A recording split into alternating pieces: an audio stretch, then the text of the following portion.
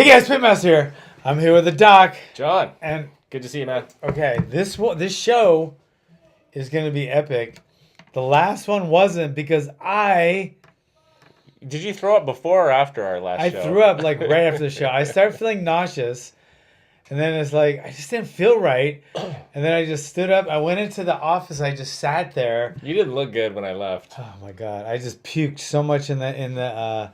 Luckily, I had the wherewithal to put the plastic bag liner on the trash can because I knew something was gonna happen. Do you have rules for throwing up? 'Cause Yeah. in my house, there needs to be some ground rules about yeah. how you can.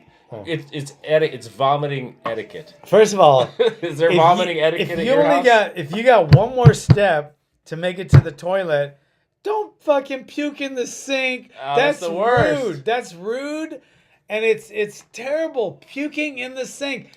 Make it to the. It's like 6 inches farther. Puke in the toilet, not in the sink, because in the sink it doesn't go down. You have to like mash it down. You're puking all the way doing it.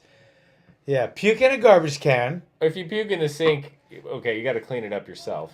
That's rule one. That's terrible. I mean, maybe if there's no toilet there, you do what you got to do. Do what you got to do. You got to puke in the toilet. But if you puke in the sink. All right, what about if you have a sick kid at home and they're sick and they're in bed and you don't want them throwing up or getting up in the middle of the night throwing What's up their on age? the floor? What's their age? You know, a little kid, like under 10. Under 10? That's a big... Under 8. I don't know. Under 8. Under 8, you get a trash can. You put a plastic liner on it, like a hefty bag or something, and just say it's right there. If you got to puke, you puke in the trash can right there. Then you take out the hefty bag and you throw it away. But do not puke in the bed. Do not puke don't puke on the floor. Give them a trash can. Don't give them a bowl. No, the bowl won't work. The bowl won't work, but it's also disgusting.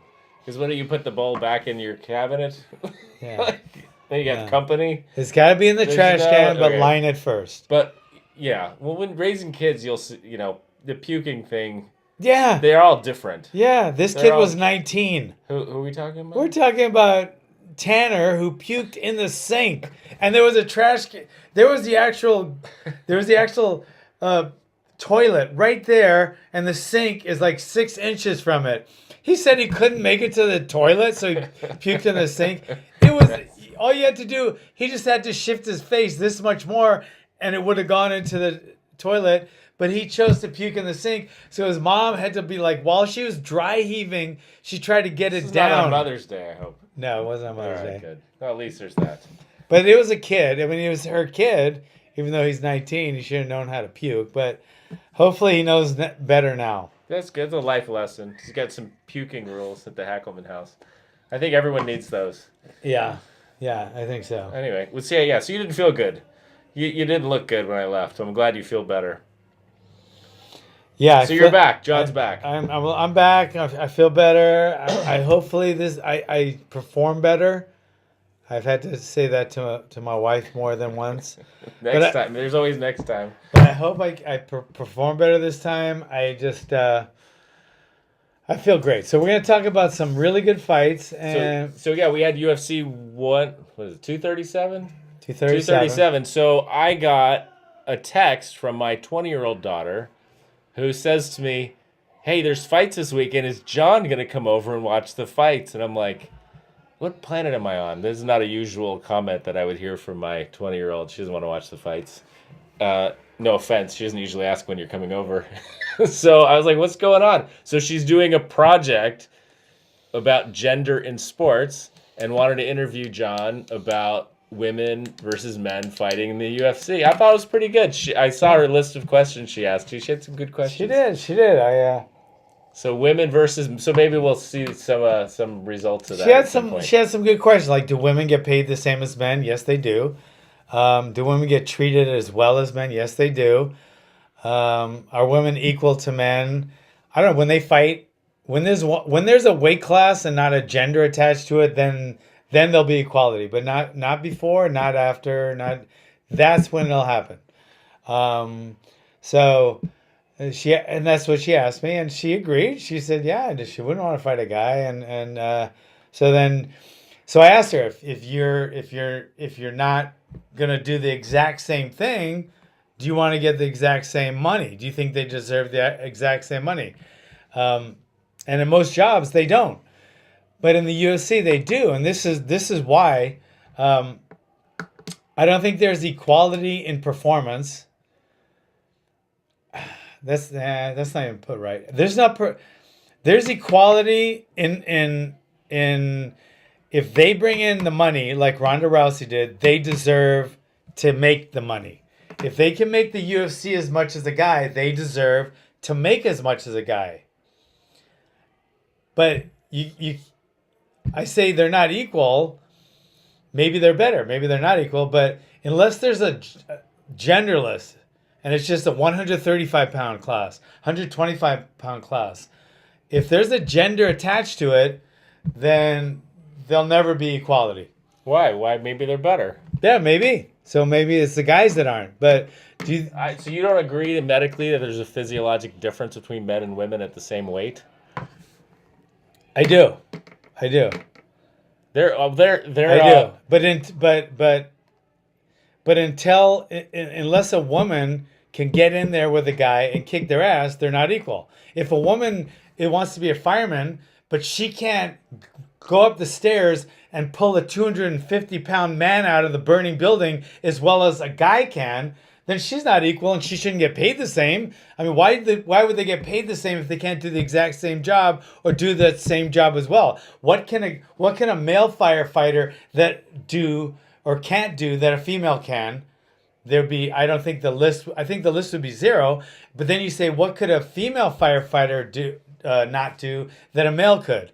And that would be lifting heavy things, pulling heavier things. So you're picking a job though that has strengths that favor a male. Right. But then if they hire a woman to do that job that the strengths favor a male, like you just said, should they get paid the same? If their strengths don't favor that job, should they get paid the same? Do you think a man, if he joined La Leche League, like he was going to breastfeed, like they have the, surrogate breastfeeders, would a guy get paid the same as a woman? Not if he didn't produce enough milk, do they right? get paid for that? Yeah, women get paid it's for like that. being a surrogate. They don't get paid for that, do they? I think they get paid. Can you do surrogate for birth get paid? I think they do. I think La Leche League, that's different. That's breastfeeding. But what about being a surrogate? I don't know if they get paid or not. Like actually carrying a baby for another couple or for another person. I was talking about feeding the baby with her. What about they carry a baby? You can't do that either. You'd be terrible at that. Right. I'd be terrible at terrible. I'd be terrible at breastfeeding a baby. They would not be happy with the results. So I'd be terrible at breastfeeding a baby, so I don't think I should ever get paid the same as someone that can.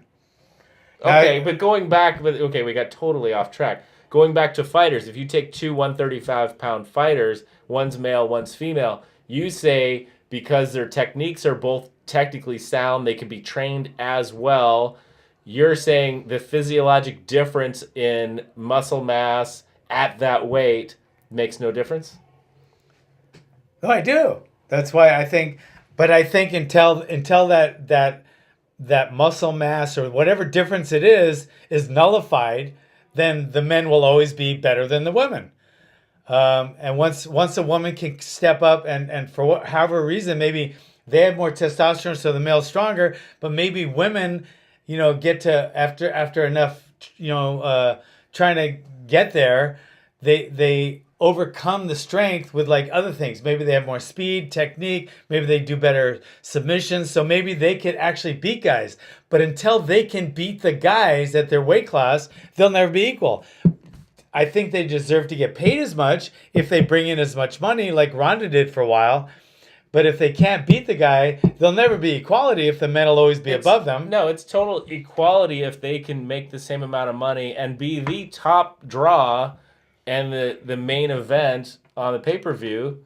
That's the women were this week. So this was a good week for you to get interviewed about gender differences in the UFC because the main event was women. Was Rose and Andrade. So they were bringing in the money in this card. Yeah. And we'll see how the card does. But I think all the fighters get paid differently anyway. It doesn't matter where you're positioned on the card for how much money you're going to make. If you look at what the fighters make, it isn't it doesn't work that way. And when you look at what the fighters make, what they're writing is 99% of the time it's not really what they made. It's just what they're putting out there. Oh, interesting. Yeah. And I know that for a fact.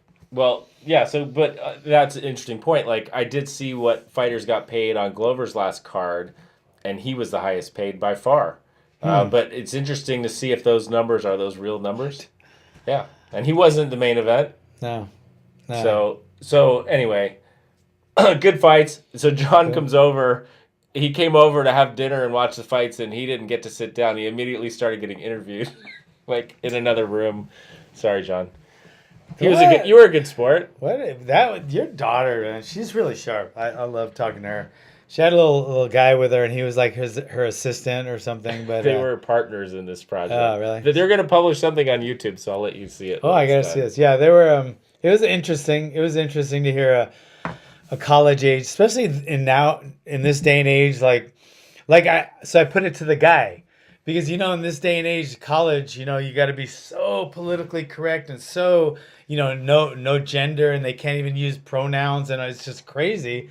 So for them to talk to me about such a, it's kind of a triggering subject. So I'm surprised that she did. I think it took a lot of balls for her to do that. But then, so I put it back to her partner, who was a guy. I said, "Do you think women are equal in sports to men and should get paid the same or different jobs?" And he goes, "Oh yeah, they should get the exact same thing, exact same paid for the same."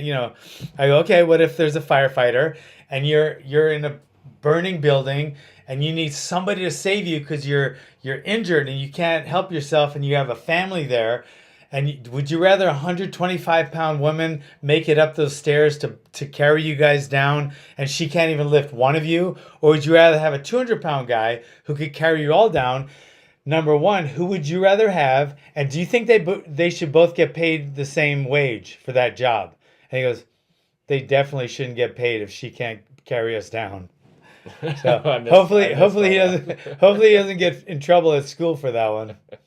Anyway, it was good. There were these fights from Brazil. So there were a lot of Brazilians on the card as usual. Yeah. So we'll go from the top down, and first of all, Rose brutalized Jessica the first round. She brutalized her with just that 1-2. She looked like, if you guys remember old boxing days, it looked like let me think. I'm gonna think of there's a couple of boxers. Okay. Little Red Lopez. Danny Little Red Lopez. He would do that to everyone. Just ping ping. He would just walk around, bing, bing. And every time he did that bing, bing, their head just did that. And after 5 of them, there was blood streaming down their face. And then he'd usually finish him off with a knockout. Alexis Arguello, the featherweight champion of the world back in the day. He would do the same thing. He'd just walk around like he had laser on his 2 hands. I didn't even think he threw many hooks. He was just like, bing, bing. And he'd walk around, bing, bing. And sure enough, there'd be blood and then they'd be knocked out. And that's what I thought was going to happen to this fight, because it was so one-sided. It was so one-sided. The first round was so one-sided. Jessica's poor face was a mask of blood. She was getting the shit kicked out of him. Every time she tried to charge in, Rose would just do a 1-2 and step out of the way. And it was ugly. The first round was ugly, and I was thinking, oh, shit. But then came the second round. So this is an interesting thing. These fighters, when you look at them on paper, Rose is a little taller. I mean, they're fighting at 115? Rose is taller. She's 5'5". I think Jessica is 5'1". So there's definitely a height difference. So Jessica just looks stronger because she's shorter. She's built. She just looks like more of, just a stronger athlete. But Rose was outclassing her. It was she was running a clinic on the jab. She was just beating her up in the first round. But the second round proved something to me, that if you fight someone that's stronger than you, or maybe, she could pick her up, it was like an equalizer. It equalized the fight, and she dumped her on her head in this picture, which was pretty dramatic. I think she did it twice. Didn't she try to throw her one other time, but she held on. She tried to hold her another time, and Rose had a Kimura going. So that Kimura, you could tell she hesitated on picking her up because her arm was kind of caught in a Kimura. So she kind of hesitated, let her back down.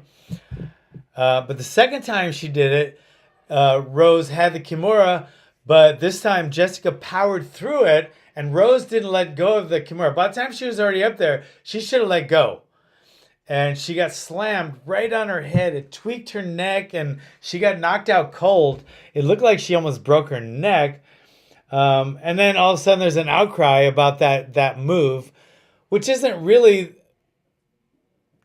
in the cage. It's not really that dangerous of a move unless the person doesn't let go. It's kind of like when Rampage did that to Arona. Arona had a triangle on him. Rampage actually picked him up. What strength? Picked him up like this, and then slammed him down and knocked Arona out. But Arona could have let go of that triangle at any point here, and he would have been fine.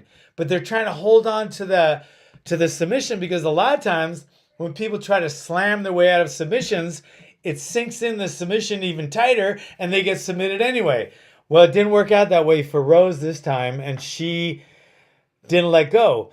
So people are saying that should be illegal, or wasn't it illegal? And in reality, the rule is no. If you have a submission on someone, you can get slammed in any fashion. If you don't have a submission on them, you can get slammed in any arc fashion, but you can't be slammed by pile driver. In other words, you can't go straight up and straight down. It's kind of like the 12 to 6 elbow. You can't tweak somebody's legs, pick them up, and then pile drive them unless they have a submission on you. Then you can do whatever you want with them. But if they don't have a submission on you, it has to have an arc. So there's already a rule. Yeah. So this was technically legal then. And it is interesting. I mean, you don't want to see a fighter get horrifically injured. She didn't, luckily. I mean, that's a scary picture. Although her neck looks more bent forward in that picture. It looks bad. It does. It looks bad. But she says it didn't hurt. Yeah, well, she got knocked out, too. She got knocked out. But, I mean, I don't mean hurt when it happened. Like, we saw her after the fight. I thought she would have been injured. Not like ouch injured, but like maybe paralysis or something. You know, like at least something tweaked. But it wasn't. It didn't seem to be. It seemed like you know, she was upset about the knockout. But she said she was relieved. She said, this takes the pressure off me. I didn't like being champion, and I didn't like the pressure. So it was kind of bittersweet hearing her talk about that, but I'm definitely glad that she wasn't hurt. Yeah, and this is a good one you'd want to see a rematch on anyway. Just the way it ended and the way it started, it was back and forth, and different styles and different strengths for sure of these two fighters, and how Rose could counter this, you know, getting picked up and dumped on her head. And how Jessica could counter being hit a lot. How often have you seen this, though, where someone gets knocked out from a slam? I've seen someone get knocked out. The person doing the slam, right, can, you know, onto the ground. That person can get hit. No, I've probably seen, without exaggerating, I've probably seen 6 slams lead to knockouts. Where you slam the guy and knock him out. I was actually in a guy, well, no. He was doing he did a suplex, so you're kind of doing a double slam. You're slamming yourself and you're slamming someone else. But hopefully you're setting up the positioning so you're being more of a slammer. But he actually knocked himself out. But yeah, I see it. I've seen people, and then you see it all the time in videos in street fights and on YouTube. It happens even more in the street. But it's a dangerous thing to see. But it's really spectacular. But so's a left hook. I mean, that's more dangerous. An overhand right, that's more dangerous. A head kick, that's more dangerous. But it's not as spectacular. Like, oh, boom, and then, you know. So it's more dangerous, but it's not as spectacular looking. So there's not a public outcry every time a fight ends with a left hook. Like, oh, they should ban left hooks. But then when they saw this, it's like, oh, they should ban slams. But Well, certain slams are already banned. yeah, the pile you, driver. Yeah, you don't like to see that, but I think for me, more of the takeaway is, man, you don't want to get lifted up in the air, especially No. in the street. No, you And don't. a bigger person's going to have such a huge advantage over you to pick you up, like at least this in this case, a shorter, stronger opponent. Yeah, Just picked her right up, like she couldn't do much about it. yeah, So for me, you look at this and say, wow, you never want anyone picking you up. It's good to have some size too. yeah, yeah, and that's all the more reason why you need to learn takedown defense.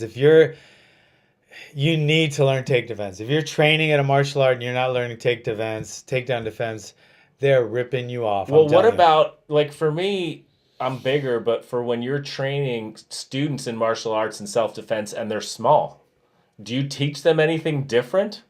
Or should they have something more to equalize the situation if they're in the street when they're physically smaller? Yeah, I mean, do you train them differently at all when you have little people and they're trying to learn, not little people, but when you have smaller no, people and they're trying to defend themselves in the street? Because a lot of what we learn here at the pit is self-defense. It's yeah, yeah, and it's all relative. You know, you should learn as much as you can. Smaller person has, I mean, look at the old Hoist Gracie. I mean, he was smaller than almost all the guys he fought, but his skill made up for it. So if you're smaller, depends how much skill you have, it equalizes up to a point. But then the bigger guy, if he has more skill, then there has to be an external equalizer, maybe a weapon or something like that. And that's always going to be the case. I mean, so we can get this far in empty-handed self-defense where we can give you a huge advantage. But at the end of the day, sometimes there has to be an equalizer. If there didn't, I mean, then there would only be bigger guys. Then we wouldn't control this planet. It would be lions and tigers and bears, etc. But because we have equalizers, right? Then that's what gives us the upper hand. So anyway, that was the main event. That fight was interesting. yeah, Some stuff came out of it, and that was a female fight at the main event. Was this next fight a co-main? yeah, I don't know if it was scheduled to go 5 rounds or not, but is a middleweight bout. It was Cannonier and Spider Anderson Silva. yeah. Cannonier's come down from like heavyweight. He's too strong for everybody, and And he fought light heavy. he fought Glover beat him. He fought light heavy, and he just kicked the shit out of Anderson's inside leg, and Anderson didn't check it. It just, I'm thinking why, like so many guys, train so much Muay Thai. That's one of the biggest things that Anderson does is Muay Thai, and he got beat by leg kicks, not even checking them. It's like I don't understand when some guys I see fighting and they have, extensive MMA or Muay Thai or kickboxing background, and they don't check any of the kicks. It's like, I mean, that's one half right there. You should leg kick and learn how to check the leg kicks. And he didn't leg check, and he paid the price. Yeah, so he got kicked right on the inside of his knee, and he went down immediately, and he was unable. So the ref just rushed in and stopped that fight immediately, and that was affecting him. I think he got up limping badly, but he was able to get up after a couple minutes. So I didn't see today yet what happened to his knee. Maybe we'll hear about it in the next few days, because he's 44. We were having that discussion. I mean, he's got so much skill, and he's still competitive at 44, but he's 44, and I don't know if he has a major knee injury or not, because that could take him out for a while. Yeah, he's had one of the most horrific injuries ever in the UFC. That broken tib fib that he got when he actually leg kicked someone, and they did check it. So he went to inside leg kick somebody. It was actually Chris Weidman, and Chris Weidman leg checked it and broke Anderson's tibula and fibula, and it was one of the most horrific injuries we've ever seen on the UFC. And now he got an injury not checking an inside leg kick. It's like, so he's like this leg. I mean, he's like this Muay Thai guy. It's like his two pretty bad injuries he's had now and losses were both due to the not leg kicking right or not checking at all. So I don't know. I love that guy. He's so competitive, but leg kicking just doesn't seem to be his forte or checking them. Yeah, and he got kicked right on the inside of his knee too. Yeah. So it'll be interesting to see what's wrong with him. Hopefully nothing major. Yeah. But I don't know if that was the knee he had his leg surgery on or not. No. This is No, I'm pretty sure it isn't because that was his front leg. And, oh, wait. No, I think he was kicking with his back leg. Right? I don't know. Yeah, because he was, he was kicking with his front leg, his back leg. So I think it was his left leg. This time. Yeah, no, it was his left leg last time. I think it was his right leg this time. Is he southpaw? He's a southpaw. Oh. Yeah, I don't remember which leg he fell down on, but whatever happened to his knee, it looked horrifically painful. So that fight ended prematurely. So that was a stoppage. Yeah. So we didn't get to see a lot. That was in round 1. Yeah, so there's that. Then there was Jose Aldo against Alexander. Alexander's from, I think he's from Australia or New Zealand. Does he train with Adesanya? Is that him? He could. Is he from? He's from somewhere around there, right? Is he from New South Wales or? Yeah, I don't know. I don't know where he's from. He's from somewhere in. I thought he was from actually Russian. But I think he might be. His name sure is. But, yeah. But I don't know where. Is he trained with Adesanya? One of the guys I know trained at his camp. Yeah. Maybe that's him. He's 19-1. He basically just out hustled Jose. I mean, it was. I'm not gonna say it wasn't much of a fight, but there wasn't. I mean, there wasn't that much to. There wasn't much to that fight. I mean, it was pretty simplistic. He out hustled Jose Aldo. He out punched him, out kicked him, out moved. He out moved him. He out everythinged him, and I think he won just by an over abundance of techniques. I think he just threw more techniques. I mean, that's one of the things that Jose was known for before was just his explosive, unbelievable power with leg kicks. But he's always had a thing about running out of gas. You know, usually mid-second round, he started running out of gas. He usually knocked the guy out in the first round or at least hurt him bad enough where he could carry the fight into the third. But he didn't do that. He didn't start off strong or finish really too strong. He was just one step behind Alexander the whole fight, and he lost the decision. And then, I mean, to think that he won the decision and, I mean, get booed. I mean, how does he get booed for, that's a kind of ignorant crowd, I mean, like even Cannonier was getting booed for winning by KO. I mean, that's what you call that's ignorance right there. Even Anderson went in there and bowed to him and hugged him and basically told the crowd, "Hey guys, I lost here. Try to raise your IQ a little and let's not boo." And I'm not saying Brazilians are bad or anything, but that crowd was a little on the ignorant side. Don't you agree?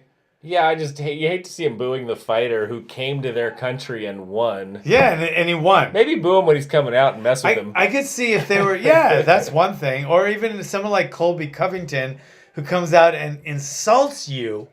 I would boo the shit out of him. I mean, he called Brazilians stupid dogs, this and that. Or even Chael Sonnen when he kind of made some trying to sell the fight. He said some things.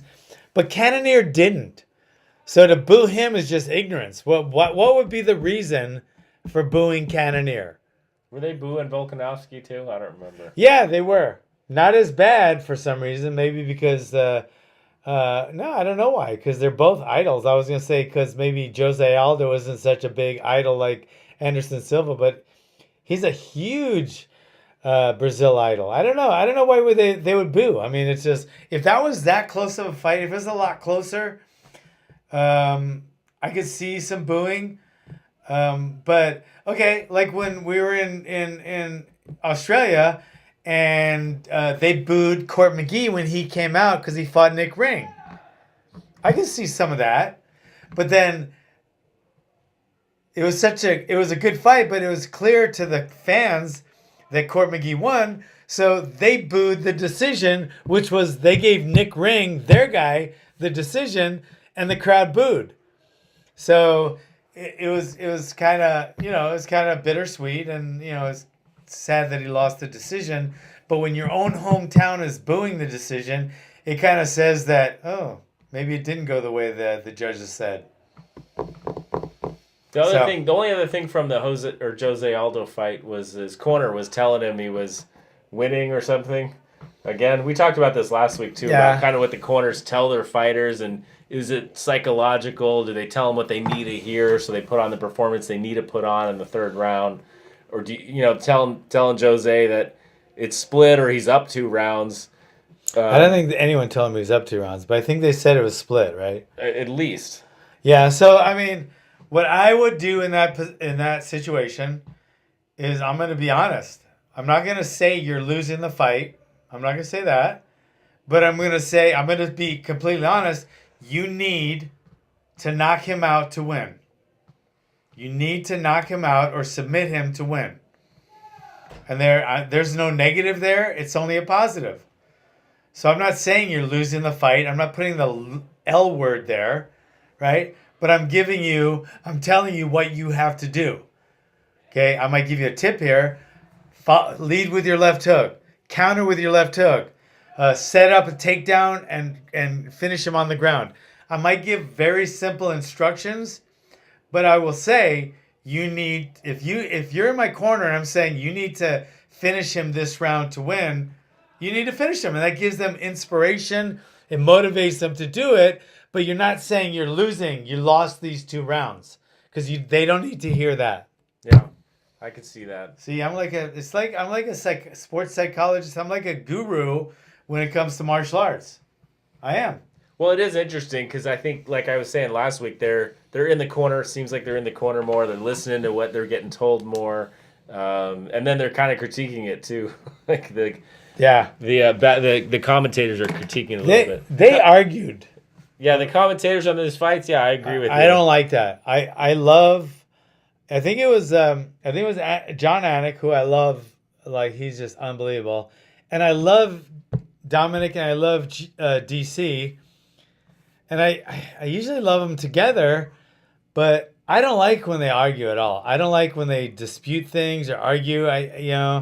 Maybe joking around might be. Maybe there's joking around, but like disputing and I don't know. I guess it's the way they disagree. It just felt awkward to me for a second. Yeah, I think that's the best explanation. It kind of felt awkward. Yeah, like they were just arguing. It wasn't really a back and forth. Mm-hmm. They were just arguing, and they both had their points. Mm-hmm. So anyway, I don't know. Were there any other fights you want to talk about on this card? Yeah. Thiago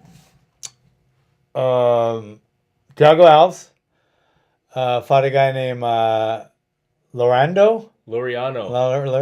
Staropoli. Definitely won. And this was another one like the Jose Aldo fight where Thiago has beautiful techniques and basics where he doesn't even need to do crazy fancy things if he batters you with his basics. Like Mike Tyson didn't throw fancy things, drop his hands, do all kind of crazy shit. He just battered people with his basics. Left hook, overhand, uppercut, So he battered people with their basics. Thiago Alves has that skill, but he just doesn't do it that much anymore. And he definitely didn't do it in this fight. That Leorando guy just out-hustled him. He had much more techniques, a lot. He was throwing a lot of crazy shit, and that's great. It looks good. But if Thiago just went in there with his basics and stepped up the pace, right, picked up the pace, then he could have overcame that guy's fanciness. Because if the guy's throwing fancy shit and Thiago's just hammering him with a leg kick and a left hook, the fancy stuff's going to start declining a little bit, and the guy's going to work more on defense. But he gave the guy a platform. By him not being as offensive, he gave the other guy a chance to be offensive. So since the other guy's offense was so much more flamboyant and flashy, it looked better for the judges. And Thiago didn't hammer away like he can. So that's why he lost that fight. Well, I was just thinking, speaking of flashy, Yeah. we did watch that one fight on Bellator that was the same night. It was May 11th. Yeah. Yeah. What was that? Michael Page? Michael Page fought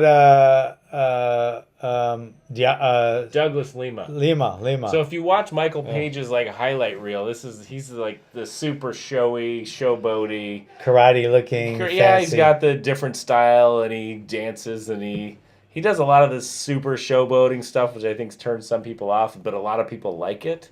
And he's had some huge highlight reel knockouts, and there was a horrible injury where he kneed someone in the head and crunched in front of his skull there, basically. So he's had this huge highlight reel career against Douglas Lima, and we watched. This fight was over pretty quick. Yeah. Yeah. It was over in the first round? Was it? I thought it was the second. Maybe the second round. I thought it was second. But but anyway, so Michael Page came out flashy like he always does. And looked like he pulled ahead a little bit. But then he sat down with one of his wide stances, and Douglas Lima did one of his really powerful calf kicks, and it flipped Michael Page off balance, and he like hit the ground. And while he was trying to get back on his feet, Douglas Lima caught him with a beautiful hook uppercut, and it just knocked him out cold, and he just fell flat to the canvas, and he was knocked out. He was previously undefeated, I believe. Yeah. So he's a big Bellator fighter. And he'll be back. I mean, that flashy style of his, it might not be for everyone, but it works for him. It usually works for him very well. He's beaten some pretty top guys. Bring out an interesting, maybe vulnerability of that stance, that wide, really sideways karate stance of having your foot so far forward. And he just got kicked right out. I don't know if I've seen that before. He got his foot kicked right out from under him, and he ended up on his back. Yeah. So it wasn't good. And Douglas Lima, Lima capitalized on that. He came in with that beautiful shot. He just knocked him out cold. Yeah, that was a good fight. That could have just been, you kicked my foot out, I got up, but it was a fight-ending sequence. It was. So that was worth watching. If you didn't see anything from Bellator, that fight, you just see the clip online. It was pretty short. Yeah, and then you got Michael Chandler against the Pitbull. That one was over quick too, wasn't it? To be honest, I didn't see that one. Not really that interested in seeing that one. I could go back and watch it. I do have, what is it, DAZN or something? I think I have the DAZN so I can watch it, but it's just, I mean, I was, more interested in the UFC, like mostly, but I wouldn't mind going back to see this. I definitely wanted to see Douglas Lima's fight, and I wouldn't mind seeing the Chandler. Chandler's a beast, and so is Pitbull, and now Pitbull's a two-time, he's holding 2 belts in the Bellator, so I think they're what weight is that? Lightweight. Okay, so they're lightweight, and he's featherweight too. I think he's featherweight and lightweight, and then Lima is welterweight, I believe, right? Yeah. So that's all we got for that. I mean, my biggest takeaway is it's terrible. The injuries are terrible in this sport. It's a brutal sport, and I love it, and it's bittersweet. I wish there was no head contact. I wish there was nothing that's caused damage to people. I thank God every day. I really do. I literally thank God every day when I wake up that I might have some brain damage. I don't know, but that I don't have more brain damage than I do.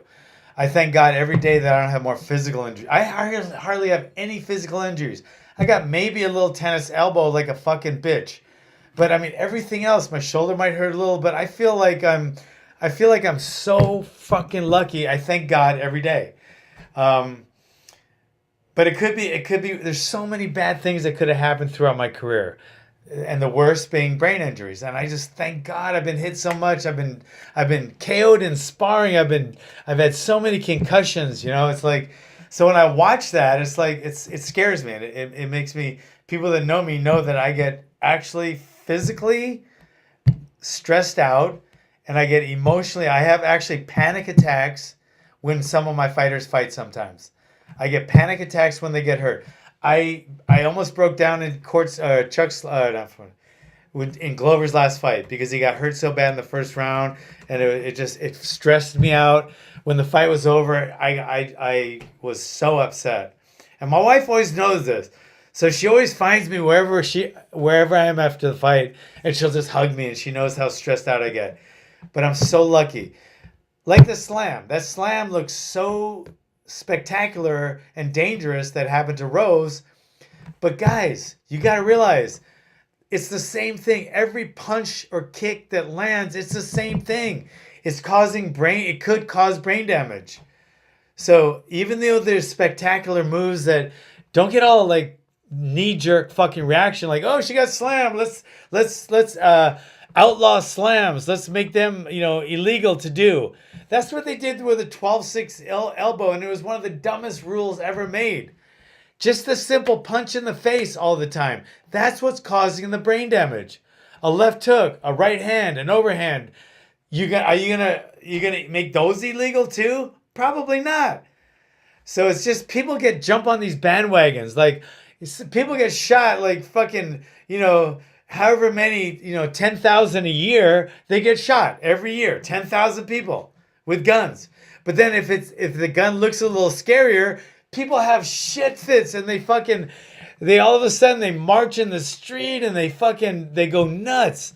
So you just cause a little bit of a spectacular kind of visual to something, and people are so, I'm not saying these guys are stupid, but they're so gullible. They just go, oh, no more slams. Oh, no more assault rifles. Oh yeah, but the other stuff that does 99% of the damage, right? Regular pistols and left hooks. And that's just overlooked because it doesn't have such a big visceral reaction, because it doesn't get people's visual senses so triggered. What do you think about that? The unified rules of MMA, they probably need a new member. That's another job for you. You can help them make the rules. I don't know how often they get revised, but they do get revised. They do. And as as a doctor, you don't want to see people in the sport get hurt, and you don't want to see the sport, make bad decisions either that hurt the sport. So it's one of those. It's a fine line. It's a really but if you fine watch line. if you watch bull riding, those guys get thrown off and land on their head. And then they get stomped on. I mean, there's plenty of dangerous sports out there. I think the MMA does a pretty good job of trying to keep it safe and eliminate or limit dangerous contact. All contact's going to be somewhat dangerous. It will. If you get caught with a spinning hook kick and it landed right on the side of your head and knocked you out cold, man, that would look terrible. I mean, that would be terrible. It's spectacular, like a slam. But if you make those things illegal, pretty soon you're going to start taking away the sport, and next thing you know, nobody's going to be watching.